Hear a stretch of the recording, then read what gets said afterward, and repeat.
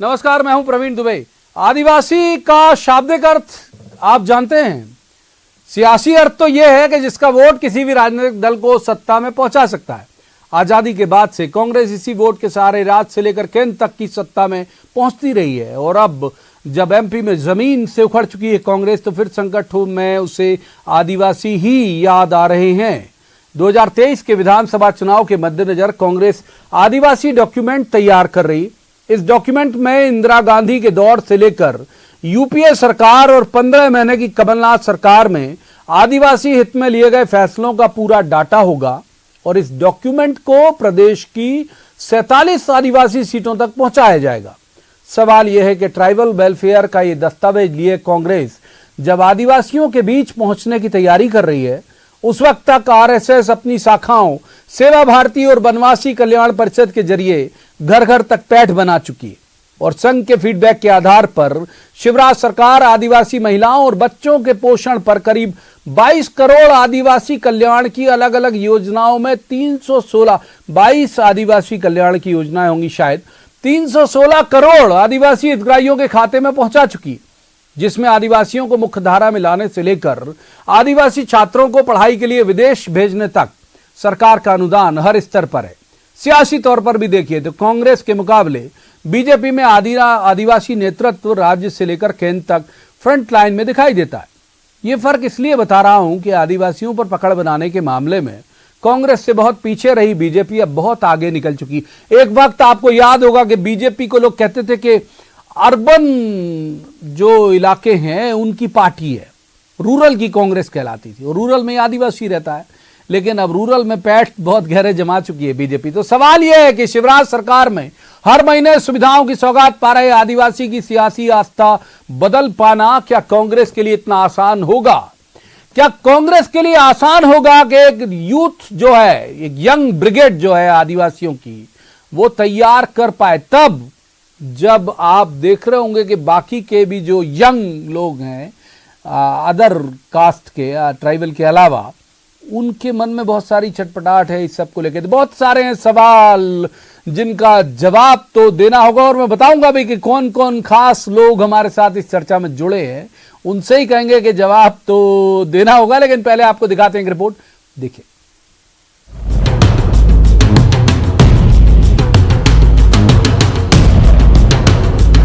डूबते को तिनके का सहारा होता है और अब कांग्रेस का सहारा है बिसाहूलाल सिंह के कांग्रेस छोड़ देने के बाद बाकी बचे ये 30 आदिवासी विधायक, जिनके बूते अब पार्टी प्रदेश की 47 आदिवासी सीटों पर कांग्रेस की जमीन नए सिरे से सींचना शुरू करेगी।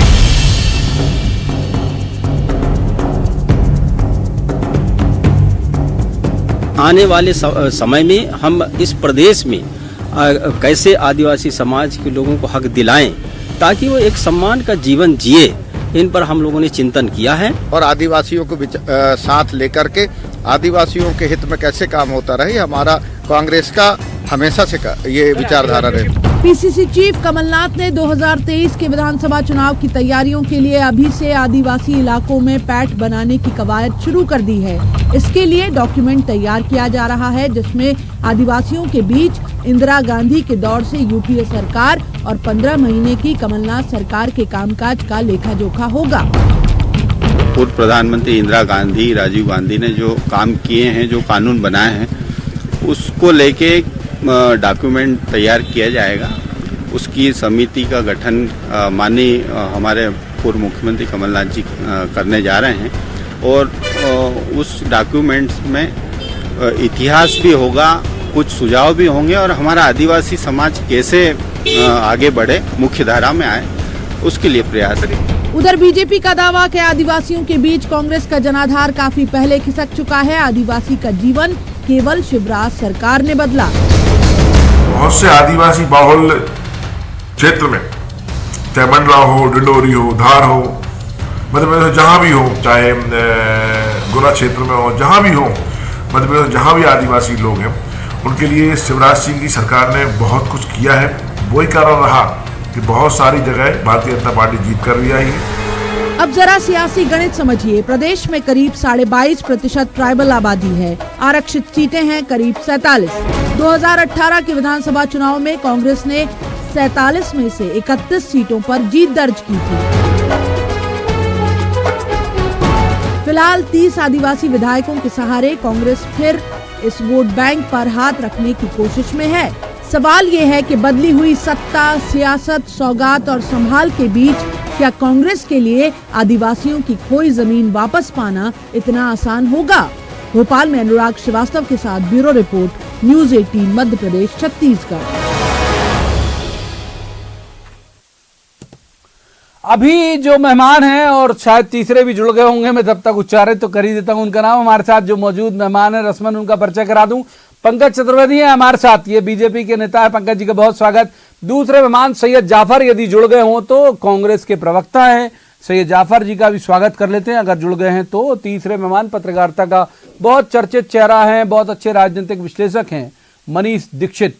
मनीष जी का भी बहुत बहुत स्वागत। शायद सैयद जाफर अभी जुड़े नहीं, तो जाहिर है कि पंकज जी से शुरू करेंगे। शुरू करना था हमको कांग्रेस से, लेकिन पंकज जी शुरू कर लेते हैं। पंकज जी, अब ये अपने जो ट्रेडिशनल वोटर, एक इंग्लिश का वर्ड इस्तेमाल कर लेता हूं, ट्रेडिशनल वोटर की तरफ रुख कर रही है अब कांग्रेस, ये रुख कर रही है और इसकी प्लानिंग कर रही, कैसे देखते हैं आप इसे? देखिए प्रवीण जी, कांग्रेस की समस्या, विडंबना, बाधा, दुविधा, चिंता यही है कि वो हमारे जनजाति समूह के लोगों को वोट बैंक मानती है। वनवासी जनजाति भाई बहनों को वोट बैंक मानने वाली कांग्रेस, इसीलिए कांग्रेस का ये हश्र और दुर्गति देश भर में है। हम आज जरूर मध्य प्रदेश के संदर्भ में चर्चा कर रहे हैं और न्यूज़ 18 एक बहुत व्यापक मंच, और यदि अखिल भारतीय स्तर पर देखें तो जनजाति बंधु और भगिनियों ने जिस प्रकार कांग्रेस पार्टी को देश भर में नकारा, वो कांग्रेस पार्टी को आईना दिखाने के लिए पर्याप्त है। राजीव गांधी जी और इंदिरा गांधी जी के काम अब कांग्रेस के किसी काम के नहीं बचे प्रवीण जी, क्योंकि उन काम के नाम के आधार पर कांग्रेस ने बहुत भरमाया जनजाति वर्ग के लोगों को, लेकिन नतीजा अब सिफर है। ये बात जरूर है कि 18 के चुनाव में कांग्रेस को थोड़ी सफलता सीटों की संख्या की तुलना में बीजेपी की तुलना में अधिक मिली, पर परिणाम क्या है आप देखिए। शहरी या आदिवासी जनजाति जो मध्य प्रदेश के एक ऐसे आदिवासी वर्ग है जिनके लिए बैगा के समान जिनका ध्यान रखा जाता है, उनके लिए मुख्यमंत्री शिवराज जी ने जो योजना शुरू करी थी विशेषकर कुपोषण मिटाने के लिए 1000 रुपए की, उस योजना को कमलनाथ जी की सरकार बनते ही सबसे पहले बंद किया गया। संबल योजना में जहां बहुत सारी विकास की योजना आदिवासी वर्गों के लिए थी, उनको बंद किया गया। आदिवासियों से जुड़ी जो योजनाएं थी उनके बजट में कटौती की गई, कमलनाथ की सरकार ने किया, और कहा खजाना खाली है। आईफा के लिए खजाना भरा था कमलनाथ जी का। रोक लेता हूं, फिल्म स्टार रोक लेता हूं। शुरुआत आज का विषय कांग्रेस से, माफ कीजिए पंकज, रोकूंगा। कांग्रेस जुड़ गई हमारे साथ, पंकज जी आऊंगा वापस। सैयद जाफर हमारे साथ जुड़ गए। सैयद जाफर, एक जो बात मैं समझना चाहता हूं, मैं बहुत अच्छे से जानता हूं ट्राइब को भी, उसी इलाके का ट्राइबल डिस्ट्रिक्ट का ही रहने वाला हूं, मेरी परवरिश वहीं हुई उन जिलों में ही। मैं केवल ये कहना चाहूंगा कि साहब आप अगर गोंड एक मान ले, चलिए गोंड से ही शुरू कर देते हैं, तो इनके पास फग्गन सिंह कुलस्ते है, इनके पास ओम प्रकाश दुर्वे है, बिसाऊ लाल आपका साथ छोड़ के गए, दम से जीत के आए बहुत तगड़े तरीके से। इसका आशा ये है कि वो भी गोंड है, ये भी जीत गए। तो आप देख रहे हो कि ट्राइबल छिटक रहा है श्रीमान आपसे, बुजुर्ग ट्राइबल तो छिटक रहे हैं, या युवा कैसे जुड़ेगा आपके साथ? क्या प्लानिंग, क्या सोच के चल रहे हो आपसे? ये जाफर, देखिए दो बड़ी महत्वपूर्ण चीज एक है इसमें। एक तो मैं आदरणीय पंकज जी का थोड़ा ध्यान देना चाहता हूँ। पंकज जी बार बार ये बात को भूल जा रहे हैं कि आपका 25 साल पुराना बैकग्राउंड कांग्रेस पार्टी का है, और उस कांग्रेस पार्टी का बैकग्राउंड है जिन्होंने आदिवासियों को आरक्षण दिया।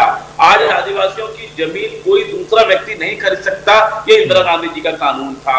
हमने जो आरक्षण की व्यवस्था बनाकर जिस फग्गन सिंह कुलस्ते जी का आप नाम ले रहे हैं, ये उसी आरक्षण की व्यवस्था के कारण आज सांसद और मंत्री रहे। और चाहे स्कूल की बात करें, चाहे हम कॉलेज की बात करें, चाहे ट्राइबल के 89 ब्लॉक मध्य प्रदेश में कांग्रेस पार्टी ने जो केंद्र में सरकार थी उस समय से मध्य प्रदेश में बने हुए थे। जिस डिंडोरी और अनूपपुर और उमरिया की आप बात कर रहे हैं, ये वो क्षेत्र है जहां पे आदिवासी के नाम पर कोल भी रहता है, गोंड भी रहता है, प्रधान भी रहता है, कोरकू भी रहता है। और अच्छा सैयद जाफर सुनिए तो, ये डिबेट जो है ना, सुनिए तो, ये डिबेट भाषण में तब्दील हो जाएगी तो और मुश्किल होता है। हम तो इस डिबेट में कोशिश करते हैं कट्टू कट जवाब आए। मैंने कट्टू कट 3 नेता गिना दिए बड़े बड़े कि भाई ये गोंड जनजाति से आते हैं, बीजेपी के कट्टर समर्थक हैं, इनके साथ फॉलोअर भी है। मैं कह रहा हूँ आप 3 गौड़ नेता डिंडोरी के साथ ये है अभी ओमकार मरकाम के अलावा ये लोग हैं और इनके साथ भारी 3 बार के हमारे विधायक हैं, मंत्री रहे। ओमकार के अलावा ही तो कह रहा हूँ, मार्को जी हमारे पास वहां पे दूसरी बार के विधायक हैं। छिंदवाड़ा से हमारे पास आदिवासी में कमलेश शाह दूसरी बार के विधायक है। युवा नेतृत्व तो सुनील उइके के पास है, वो पहली बार विधायक बने हैं। तो कहीं अभाव नहीं है। और आप अगर सीटों के रूप में आप देखेंगे तो आप उमंग सिंगार को आप देखेंगे, वो अपनी बेल्ट में एक आदिवासियों का नेतृत्व करते हैं। हनी सिंह बघेल युवाओं के बहुत बेचैन है वो आपके साथ जी। उमंग सिंगार बेचैन रहते हैं आपके साथ भाई। हाँ, मैं वही आपको बता रहा हूं कि कुल मिलाकर पूरी तरीके से कांग्रेस पार्टी ने हमेशा नेतृत्व को भी बढ़ाया और समाज को भी बढ़ाया।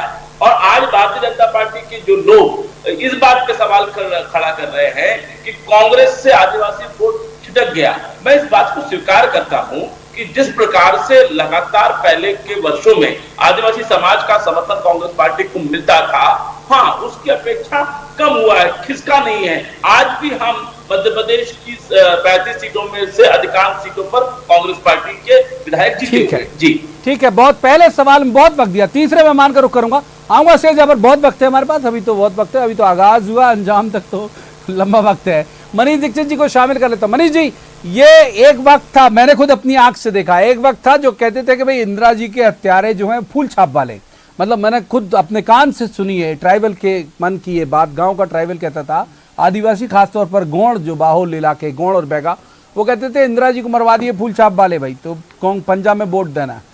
अब तो दौर बदल गया, आप देख रहे होंगे कि जो बड़े नाम जितने भी हैं और जिनके साथ फॉलोअर हो सकते हैं, ये परसेप्शन का दौर चल रहा है जहां पे परसेप्शन ही बिल्डअप होता है और यूथ उसी परसेप्शन के आधार पे फॉलो करता है। तो आपको लगता है कांग्रेस के लिए आसान होगा ट्राइबल को अब फिर से अपने पाले में लाना? मनीष जी,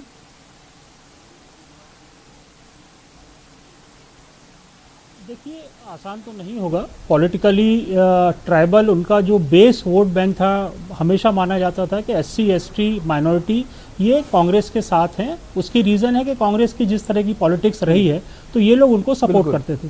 पिछले कई सालों में हुआ कि उनका जो वोट बैंक था उस पर बीजेपी ने धीरे धीरे कब्जा करना शुरू कर दिया। मगर अभी 2018 के अपन अगर परिणामों की बात करें, अगर उसको 13 से कंपेयर करें तो आप देखेंगे कि एक सिग्निफिकेंट जंप कांग्रेस को मिला है। वो 15 सीटों से शायद 30 पे पहुंच गई है। तो ये इसका कारण है कि कहीं ना कहीं पेनिट्रेशन हो रहा है या घर वापसी हो रही है या बीजेपी के नेता उनको उतना अट्रैक्ट नहीं कर पा रहे हैं। हालांकि उनकी पॉलिसी बहुत ज़्यादा एग्रेसिव और उनका जो संघ है वनवासी परिषद है, ये लोग बहुत एग्रेसिवली काम करते हैं। यही वजह है कि मध्य प्रदेश जैसे राज्य में जो ट्राइबल डोमिनेटेड राज्य है, जहां आदिवासियों की बिल्कुल 2-4 सीटें मिलती थी बीजेपी को, एक समय पे मेजॉरिटी सीटें 2003 का अगर आप देखेंगे परिणाम, 2003 में 2008 में बिल्कुल मैक्सिमम पे पहुंची, बट 13 में थोड़ी कम हुई, 18 में और कम हुई। कांग्रेस के सामने चैलेंज बिल्कुल है। और जो आपने कहा कि बीजेपी के पास एक बैटरी ऑफ लीडरशिप है, कांग्रेस में और बीजेपी में जो बेसिक अंतर ट्राइबल लीडरशिप में मुझे दिखता है वो ये है कि कांग्रेस के पास अभी जो ट्राइबल लीडरशिप है वो यंग है। आप हीरालाल अलावा को देखिए, बिल्कुल नया चेहरा है, उसका डोमिनेंस अच्छा है अपने क्षेत्र में। आप उमंग सिंघार की बात करें या अभी उसकी बात करी, मार्को की बात करी, ये सब ओमकार मरकाम। इसी कड़ी में आपको देखना पड़ेगा कांतिलाल भूरिया का जो बेटे हैं विक्रांत, उनको भी अभी यूथ कांग्रेस का अध्यक्ष बनाया गया है। तो ये एक बिल्टअप प्रक्रिया लग रही है मुझे। हालांकि उनके अध्यक्ष बनने को लेकर काफी वो कंट्रोवर्सी में रहा, मगर ये है कि एक मैसेजिंग, जो पॉलिटिकल पार्टी का काम होता है मैसेजिंग देना, तो एक मैसेजिंग देने में मुझे लगता है कि पंकज जी को एक बार फिर से शामिल करते हैं। पंकज जी, वनवासी कल्याण परिषद और आदिवासी कल्याण परिषद जो उन इलाकों में काम कर रही है, ट्राइबल इलाकों में, मनीष जी भी जो बात कह रहे हैं कि भाई 47 सीटों में अगर मान लीजिए वो लगातार वो इम्प्रूव कर रहे हैं अपने नंबर्स, तो कांग्रेस के लिए आपको लगता है कि आपके लिए कांग्रेस मुश्किल हो सकती है खासतौर पर ट्राइब्स के मसले में? पंकज चतुर्वेदी, देखिए प्रवीण जी, वनवासी कल्याण परिषद की बात करें तो उनकी मंशा, मंतव्य, रीति नीति बिल्कुल भिन्न है, क्योंकि वनवासी कल्याण परिषद का चुनावी राजनीति से कोई लेना देना नहीं है। जनजाति लोगों का, बंधु भगिनियों के उत्थान की जो सोचे उस पर जमीन वही तैयार करती है। सर मेरा उत्तर तो जा प्रवीण जी। तो उस दिशा में वो काम करते हैं। उनको इस बात से फर्क नहीं पड़ता कि 2013 में कितने आदिवासी वोट भारतीय जनता पार्टी को मिले, 2008 में कितने जनजातीय वोट मिले, 13 में क्या थे नहीं थे। वो सतत रूप से काम करते हैं और उसका परिणाम ये है कि इस समाज में जागृति आई है। और इस समाज में जागृति के चलते मैंने इसीलिए कहा कि इंदिरा जी और राजीव जी के जिन कामों का ढिंडोरा और ढकोसला कांग्रेस पार्टी पीटती थी वो एक्सपोज है, अब सबके सामने है कि वस्तु स्थिति क्या है। और इसीलिए मैंने आपसे कहा कि कांग्रेस के लिए जनजाति बंधुओं का जो विषय है वो दस्तावेजों का विषय है, डॉक्यूमेंटेशन करेंगे, या दिल में है, हार्ट में, मन में है। यही बुनियादी फर्क है प्रवीण जी भारतीय जनता पार्टी में कांग्रेस में। और इसलिए जनजाति बंधुओं का, भगिनियों का समर्थन पूरा भारतीय जनता पार्टी के साथ होता। मैंने आपको उदाहरण गिना है, 316 करोड़ रुपए आपका पैकेज भी उसकी पुष्टि कर रहा है कि उनकी भिन्न भिन्न योजनाओं के लिए हमारे जनजाति बंधु यदि बाहर जाकर पढ़ना चाहते तो उसके लिए मत कोई सरकार की व्यवस्था है। शहरी आदिवासियों का मैंने जिक्र किया कि कमलनाथ जी की सरकार ने 1000 रुपए प्रवीण जी, 1000 रुपए पर मंथ मिलता था शहरिया बहन बेटियों को ताकि कुपोषण से मुक्ति मिले, उसको बंद कर दिया कमलनाथ जी ने। तो इनकी सोच खराब है प्रवीण जी, और इनके लिए आदिवासी वर्ग ठीक है। सैयद जाफर को ले आते हैं। आज का विषय ट्राइबल पे नहीं है, वो मेरा बहुत पसंदीदा विषय है, मैं उसी इलाके का रहने वाला हूं। एक बार सैयद जाफर का रुख कर लेते हैं। पंकज जी आऊंगा पंकज जी। सैयद जाफर मैं कुछ जल्दी पढ़ देता हूं आपको योजनाएं जो मैं आज हमने जो होमवर्क करके निकाली। पंकज जी आऊंगा ना। सैयद जाफर, ये कल्याण के लिए जो इन्होंने योजना 5 प्रमुख योजनाओं में तकरीबन 316 करोड़ पंकज चतुर्वेदी बोल चुके हैं। बैगा भारिया शहरिया के बच्चों के पोषण आहार और इनके लिए 2,19,000 महिलाओं के खाते में 21 करोड़ रुपए ट्रांसफर किए। ये ट्राइबल छात्रावास के लिए 11 करोड़ 30 लाख रुपए। आदिवासी छात्रों के लिए पोस्ट मैट्रिक स्कॉलरशिप में 1,09,217 विद्यार्थियों को 143 करोड़ रुपए। ट्राइबल बच्चा कोई यदि विदेश में भी पढ़ना चाहे तो गवर्नमेंट उसके लिए योजना बना रही है। तो आप सोचिए कि अगर मान लीजिए इतनी सुविधाएं शिवराज सिंह चौहान दे रहे होंगे तो फिर क्यों आपकी तरफ आकृष्ट होगा कोई व्यक्ति। इस बात का मैं चाहता हूं तार्किक जवाब आपकी तरफ से आए कि ये एक कारण है जिसकी वजह से ट्राइबल कांग्रेस की तरफ आएगा। पहला जवाब, मैं पंकज जी का ज्ञान बढ़ाना चाहता हूं कि जब कमलनाथ जी की सरकार थी तो शिवराज सरकार के जमाने में बेगा, सारिया और भारिया इन जातियों को 1,000 रुपए महिलाओं के खाते में दिए जाते थे। वो राशि कमलनाथ जी के सरकार में भी इनके खातों में गई है। इस योजना को बंद नहीं किया गया है। कृपया कर अगली बार आए तो इसको प्रमाणित करके लेके आएंगे, हम अपनी बात ला कीजिए। एक बात। दूसरी महत्वपूर्ण बात ये कि जिन योजनाओं को आप गिना रहे हैं प्रवीण जी, ये सारी योजनाएं केंद्र सरकार से कमलनाथ जो यूपीए की सरकार थी उस जमाने से चली आ रही हैं। ट्राइबल फंड जो कि 89 ब्लॉकों में जाया करते हैं उसमें सारे, चाहे आपके आवासीय छात्रावास हो, चाहे स्कूल हो, चाहे आश्रम हो, चाहे स्कॉलरशिप की बात हो, चाहे स्कूल में ड्रेस देने की बात हो, चाहे स्कूल में आपकी किताबें देने की बात हो, ये सारा पैसा कांग्रेस की यूपीए सरकार देती अच्छा, रही एक बात सैयद जाफर, बहुत जल्दी फिर मनीष जी का रुख करूंगा।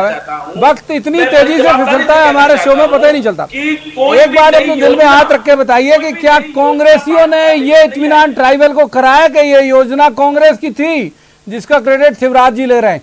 ट्राइबल तो ये मान के चलता है कि ये योजनाएं शिवराज जी की शुरू की हुई है। मैं कह रहा हूं आप इसमें सफल हो पाए क्या? कोई भी ऐसी योजना नहीं है जो कि बीजेपी के समय शुरू हुई हो। ये कांग्रेस पार्टी की यूपीए सरकार, उसकी पहली सरकार और दिग्विजय सिंह सरकार उस समय से चलती आ रही है। समय के हिसाब से की राजनीति चल रही श्रीमान, वही तो मैं बोल रहा हूँ। ठीक है, मनीष जी को शामिल कर लेते एक बार मनीष जी, बहुत देर से नहीं किया उनकी बात। मनीष जी, ये एक बड़ा फर्क जो है बीजेपी कांग्रेस में, आप इस बात से मुतमईन होंगे, मैं बिल्कुल उम्मीद करके चलता हूं कि बीजेपी परसेप्शन की राजनीति बहुत अच्छी करती है।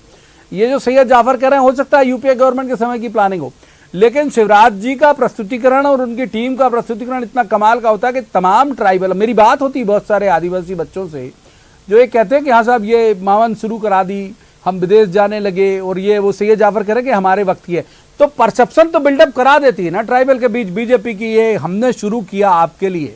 तो कांग्रेस के लिए एक बड़ी चुनौती तो परसेप्शन ही होगा मनीष जी। बिल्कुल, बीजेपी का ये प्लस पॉइंट है कि बीजेपी परसेप्शन बनाने में बहुत आगे रहती है।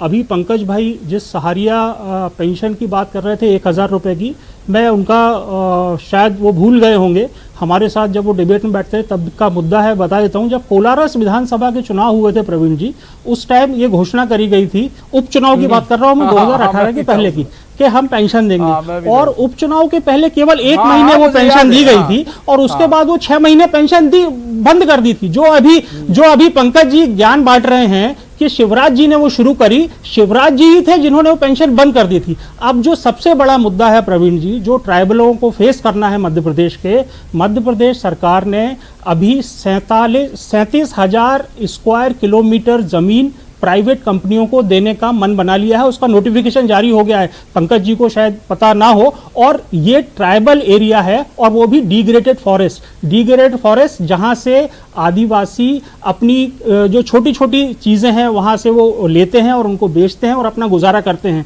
37,000 वर्ग किलोमीटर का जब एरिया मध्य प्रदेश में, जिसका नोटिफिकेशन जारी हो गया प्रवीण जी, अब ये बेदखली की कार्रवाई शुरू होगी। तो ये एक बहुत बड़ा मुद्दा मध्य प्रदेश में बनने वाला है। और अब इसको वनवासी परिषद या भारतीय जनता पार्टी किस तरह से उनको समझाती है ट्राइबलों, क्योंकि उनके पास भील, बिलाला, जितने भी आदिवासी हैं वो ट्राइबल प्रोड्यूस पे चर्चा की जाती है, उनकी जीविका चलती है। आपको तीनों मेहमानों का इसी वक्त शुक्रिया अदा करूंगा, लेकिन मैं ट्राइबल को बहुत करीब से जानता हूं। वो कमलनाथ जी एक बात अक्सर कहते हैं और मैं उससे इत्तेफाक रखता हूं, वक्त नहीं रहा पंकज जी, माफ कीजिए, वक्त नहीं रहा और आगे कभी ये विषय होगा जरूर आपसे जवाब लेंगे। तो कमलनाथ जी एक बात जो कहते हैं उससे मुझे इत्तेफाक है कि ट्राइबल यहाँ का भोला है लेकिन मूर्ख नहीं है। मैंने महसूस किया, उनको देखा है, मेरे बहुत सारे परिचित हैं ट्राइबल, और वो मूर्ख कतई नहीं है। अब ये महत्वपूर्ण ये है कि जो बात जो हमने मनीष जी से चर्चा के दौरान कही थी कि महत्वपूर्ण केवल होगा परसेप्शन, क्या पॉलिटिकल पार्टी उनके दिमाग में इंप्रेशन डाल पाती है कि ये जो जितनी भी सुविधाएं हो रही हैं वो कौन दल कर रहा है, वही उनका वोट बैंक असल मायने में होगा। और इसमें कोई दो राय नहीं है कि आदिवासी जो है बड़ा निर्णायक वोट होता है एमपी में, किसके तरफ जाएगा बहुत लंबा वक्त है, अभी 2023 में तय होगा। लेकिन फिर भी दोनों पार्टियां यदि कवायद कर रही हैं तो अच्छा है कि उस कौम का, उस जाति का उत्थान होगा। आज की चर्चा में इतना ही, कल किसी खास मसले पर खास पैनल के साथ बैठेंगे और कहेंगे जवाब तो देना होगा। तब तक आप देखते रहिए न्यूज़ 18 मध्य प्रदेश छत्तीसगढ़।